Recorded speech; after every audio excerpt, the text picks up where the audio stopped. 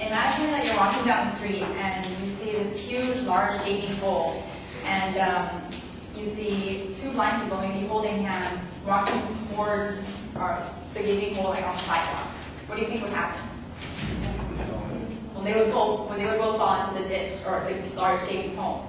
I want to explain my interpretation about this quote from the Bible. It says, "If the blind lead the blind, both shall fall into the ditch." And my interpretation of that quote would be to not assume that people are right or to not follow in people's footsteps. I have an example of a time that I actually followed in my sister's footsteps. And we both got in trouble for something. The next example would be driving. Like, if you follow behind a person, they take the wrong direction and it turns out it's a dead end. That's assuming that they're going in the right direction and they know what they're doing. And the last example would be cheating. And everyone knows the consequences of that, especially in college. So for my first example, there was one time that my sister thought that she could get away with sneaking out of the house one time and to go to a party or something, I don't know. And I stayed inside the house and I told her, "You're going to get in trouble," and like she actually got away with it. I actually pulled her in at 3 o'clock in the morning from our window. And the next morning, my mom woke us up, and she never does that. My mom woke us up, she went into the bedroom, and then she asked my sister, like, what time did you get home last night? And she was like, "What are you talking about? I was here like at 8 o'clock, you saw me, we ate dinner, whatever." And she was like, "Oh, really? Then what was that about you guys coming into the bedroom at 3 o'clock in the morning? Like, I heard you, like, don't mess with me." And I was like, "Oh my gosh," she actually found out. And like 2 weeks later, or like a couple months later, I don't remember, but it was that same year, I actually thought that I could get away with it, and I snuck out, and I was following in her footsteps, assuming that I was going to be the one that would be able to get away with it, and I was grounded as well because my mom found out. And so that's an example of following in someone's footsteps, assuming that they would be, like, they were right in doing that. And my second example is driving, like how I said, you're following directly behind the person, like say on the freeway or in the middle of a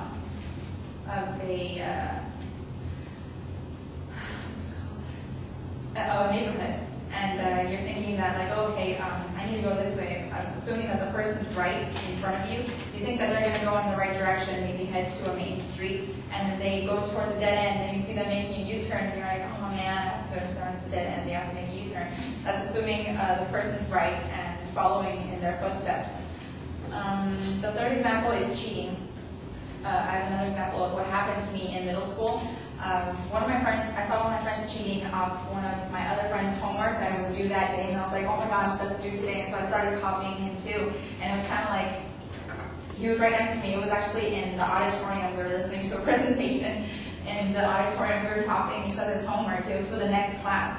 And my teacher that was sitting behind me, I didn't even notice, he caught us, and he brought both of us to the teacher, where the next teacher's class, where we were supposed to turn in the homework.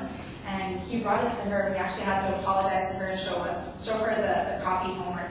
And so it's following in someone's footsteps, assuming that they were right in doing that because, you know, it was my responsibility to take care of my homework, but I didn't.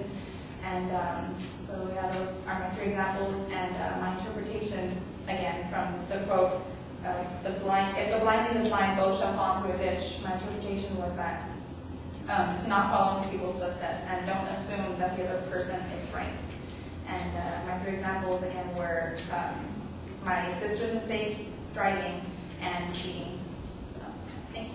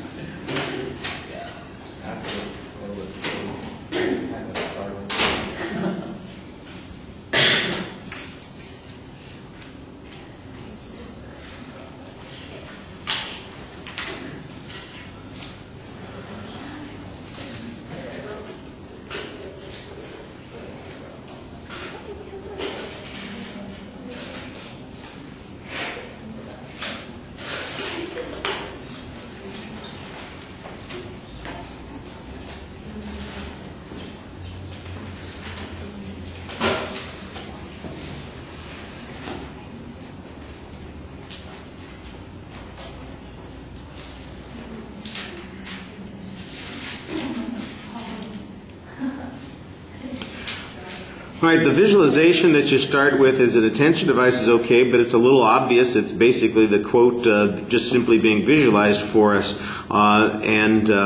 I thought that your thesis, though, was actually pretty thoughtful, and you've got the right idea here. You set up the structure clearly for us, and I thought that was effective.